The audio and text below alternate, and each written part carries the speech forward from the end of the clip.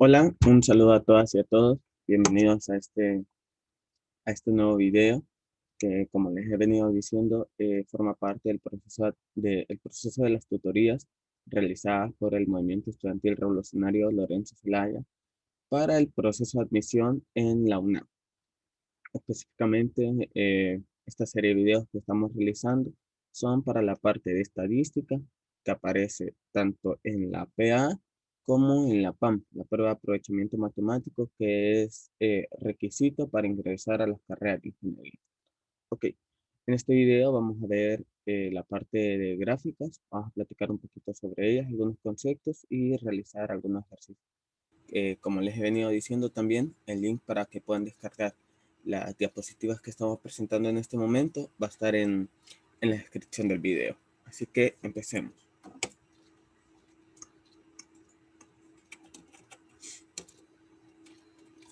Ok, entonces, para hablar un poquito de las gráficas, solo para dar como un pequeño comentario, las gráficas dentro de las estadísticas es una herramienta que nos sirve a nosotros para poder presentar de forma más digerible aún los datos que nosotros estudiemos y saquemos.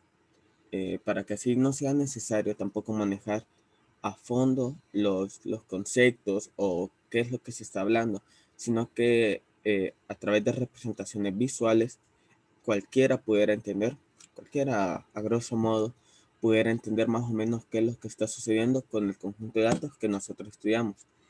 Es importante decir que dentro de toda la estadística en general, la área de de las gráficas eh, tiende bastante a poder ser manipulada. Y a esto nos referimos no tanto a alterar los datos per se, sino a alterar visualmente cómo queda la gráfica. Es bastante fácil cambiar algunos valores dentro de una gráfica para hacer que creer a las personas que está sucediendo algo distinto a lo que realmente están diciendo los datos. Por eso siempre es muy importante poder observarlas detenidamente y analizar eh, algunas variables que están presentes en esta. Ya vamos a ir viendo más profundidad a eso. Bueno, entonces vamos a platicar sobre las gráficas de barras, pictóricas, histogramas, lineales y gráficas circulares. Ok, este es un pequeño comentario sobre las gráficas. Es frecuente utilizar representaciones visuales, complementarias de las tablas que resumen los datos de estudio. Con estas representaciones adaptadas en cada caso a la finalidad informativa que se persigue, se transmiten los resultados de forma amplia, directa, comprensible para un conjunto amplio de personas. Esa es la ventaja que se tiene con la gráfica. Ok, vamos a hablar por lo general, creo que la mayoría de tipos de gráficos que vamos a presentar aquí son gráficos que ustedes ya podrán haber visto en algún periódico, en algún libro, en cualquier lado. Y tampoco nosotros no nos vamos a interesar eh, mucho en el punto de construir gráficas. Aquí no vamos a construir gráficas. Aquí lo que nosotros vamos a hacer es saber leer las gráficas, poder ver qué es lo que está sucediendo en ellas y así nosotros poder responder las preguntas que se nos presenten. Bueno, el primer tipo de gráfica es el gráfico de barras, por lo que ven es uno de los más conocidos.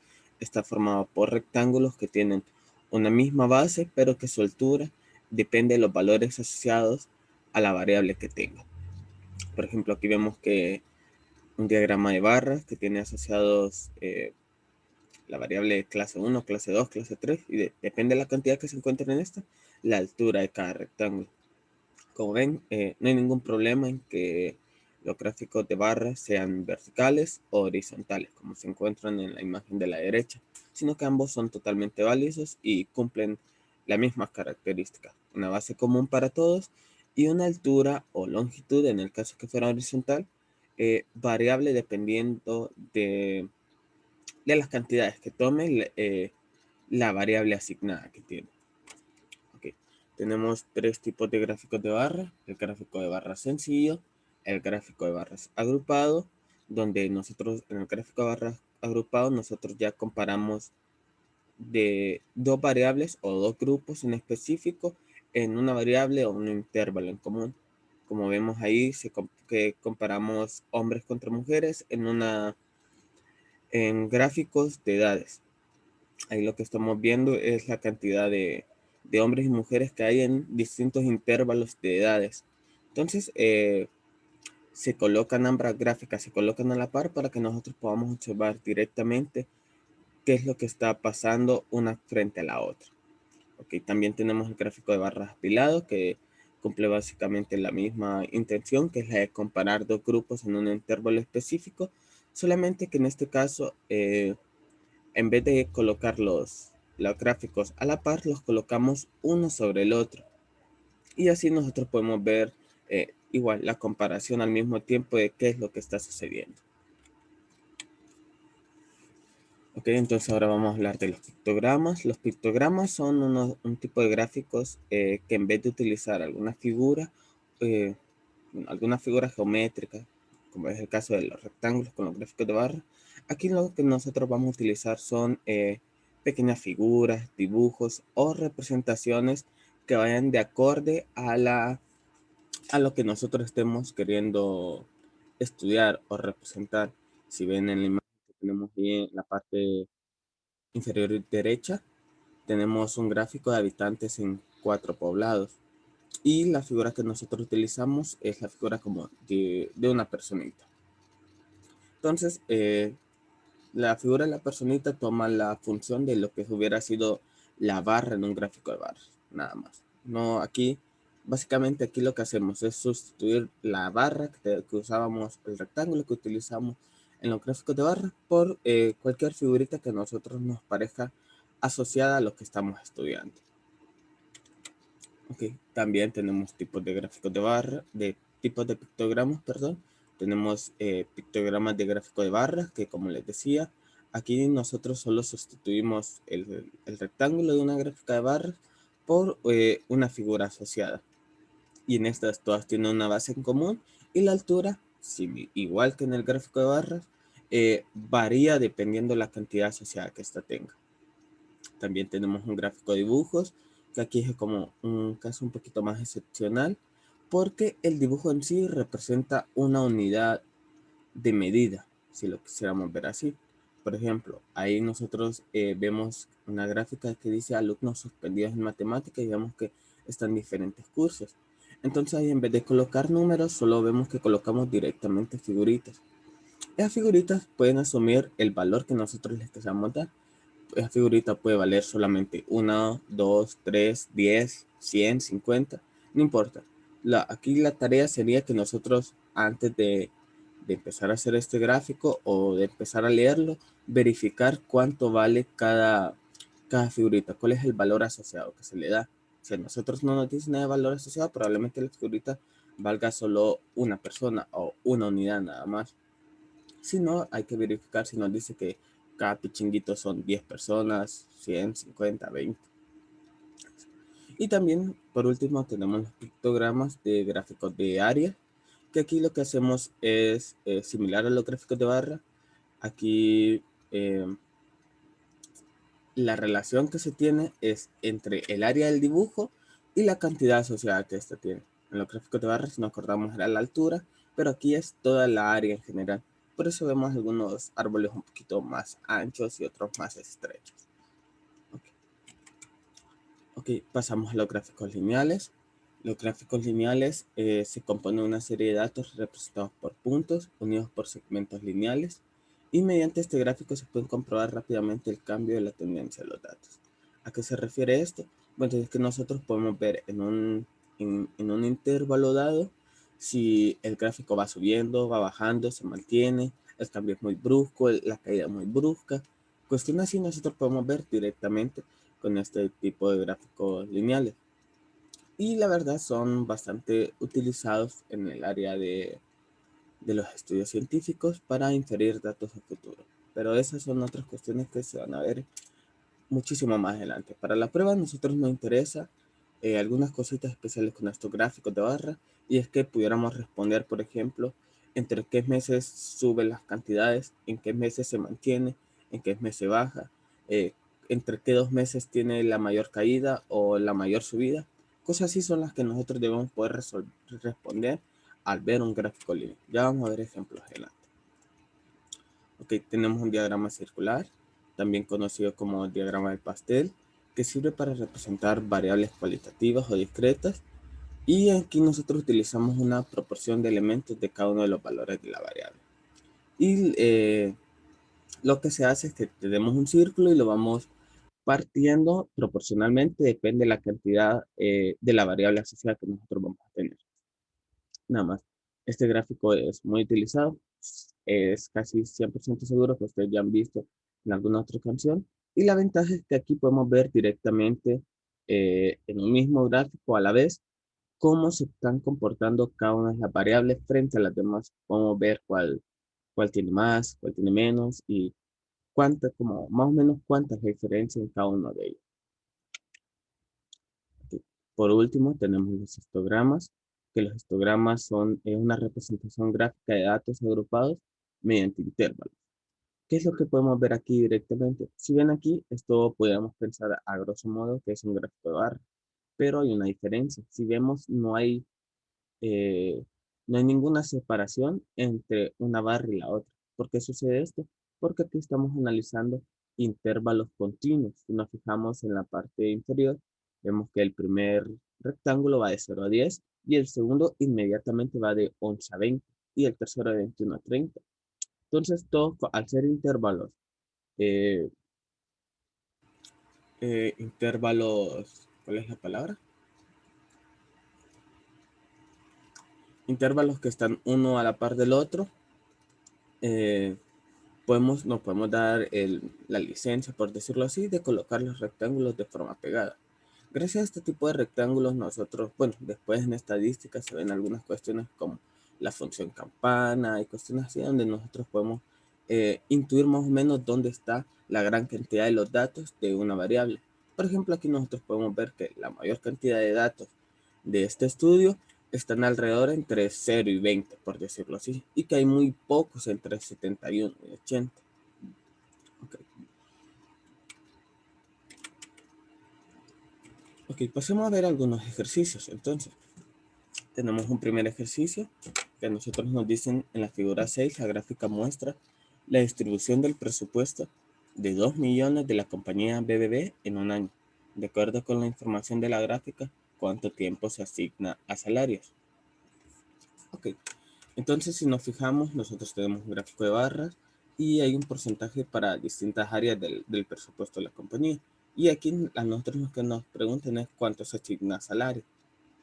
Bueno, ok, vemos que en salarios es un 45% y que el presupuesto total es de 2 millones. ¿Qué podemos hacer nosotros aquí? Bueno, directamente podemos eh, calcular cuál es el 45% de 2 millones. ¿Cómo hacemos esto? Bueno, esto lo hacemos mediante proporciones. Es mediante proporciones. ¿Cómo lo colocamos? Bueno, vamos a tener 45, que es lo que andamos buscando, de un 100%. Nosotros queremos conocer el 45% de un 100%. Pero ¿cuáles son las cantidades asociadas? Bueno, el 45% como cantidad todavía no lo conocemos, pero sí conocemos que el 100% de lo que andamos buscando es 2 millones. Entonces, aquí ya solo me queda despejar y vamos a ver qué valores nos quedan. Entonces, despejando, yo voy a tener 45 por 2 millones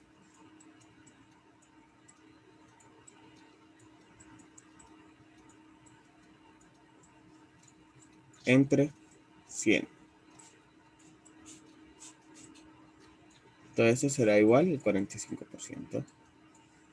Ay, que es el valor que andamos buscando. Bueno, nosotros si nos fijamos aquí, nosotros podemos cancelar estos ceros.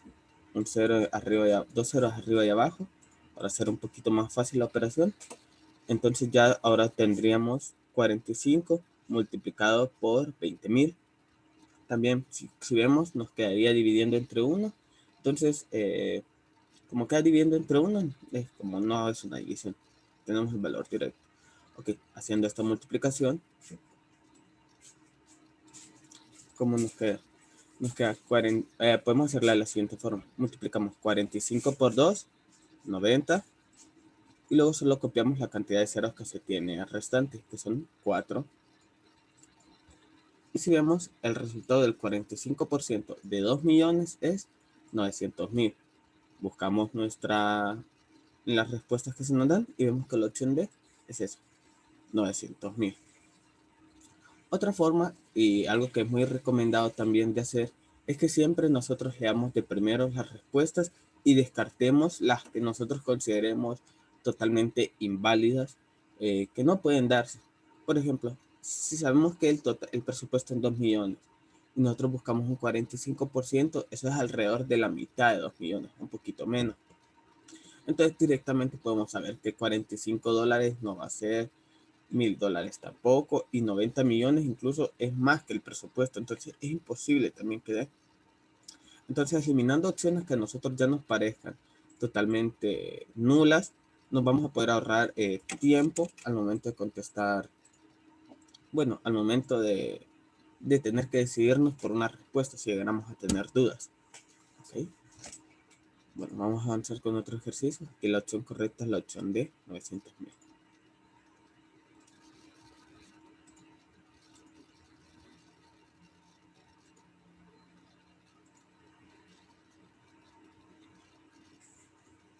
Okay, vamos a ver este gráfico lineal. Hicimos un gráfico, aquí lo que tenemos es un pequeño gráfico lineal. Bueno, dos gráficos lineales que se están en una misma línea de tiempo. Ok, entonces a nosotros se nos dice que en la gráfica anterior se muestra la escasez de agua en ambas regiones. La región A es la región oscura y la región B es la región sin pintar. Ok, y ahora nos preguntan eh, ¿cuándo sería más probable una escasez de agua en ambas regiones? Si vemos el gráfico, nos indica centímetros de lluvia y aquí tenemos meses. Entonces, donde más bajo esté la cantidad de centímetros de lluvia, más probable que no existe, que haya una escasez de agua. Ok, entonces primero vamos a ir estudiando cada gráfica por separado y después vamos a hacer el estudio simultáneo. Ok, si nosotros nos fijamos en la gráfica de la región A, que es la gráfica oscura, los puntos más bajos están aquí, este julio, este punto de agosto también es bastante bajo, y tenemos la parte de noviembre. Noviembre se encuentra más bajo que los demás. Ok, ok, entonces ahora vamos a hacer el estudio para la región B. Las partes bajas están en julio, agosto, y también tenemos una pequeña parte baja en noviembre. Ok, ahora vamos a hacer el estudio simultáneo. El estudio simultáneo nos dice que nosotros busquemos los puntos, básicamente buscar los puntos donde es más probable una escasez en ambas regiones. O sea que son puntos que estén bastante abajo en las dos regiones, tanto en la sombreada como en la no, y que estas dos se den simultáneamente. Ok, si nosotros nos fijamos entonces, tenemos el punto de julio, es un punto bastante bajo para ambas regiones. Y también tenemos agosto, que ambas regiones se encuentran bastante bajo también. Entonces, al nosotros verificar que tenemos dos meses consecutivos con probable escasez para cada una de las regiones al mismo tiempo, nosotros ya podemos contestar directamente que la escasez de agua es más probable entre la opción C, julio y agosto. Si vemos también la opción en el mes de noviembre, una escasez de agua es bastante probable para la región A. Si vemos, el punto está bastante bajo, incluso casi al mismo nivel que en agosto. Pero en la región B el nivel de agua es mayor, entonces no es tan probable que exista la escasez de agua en este nivel. Entonces eso es importante tenerlo en cuenta. Entonces, respuesta correcta, opción C, de julio a agosto. Ok, bueno, es aquí quedaría esta parte de la tutoría. Aquí les quedarían una serie de ejercicios para que ustedes puedan contestar y puedan ir practicando un poco más. Recuerden, en la caja de la descripción queda el link para que ustedes puedan, en la caja de descripción queda el link para que ustedes puedan descargar esta presentación ir trabajando un poquito más acerca del tema, e ir leyendo la parte teórica que se tiene y también viendo los demás temas de los otros videos. Así que, bueno, eso ha sido todo y muchas gracias a todos, a todas y a todos ustedes.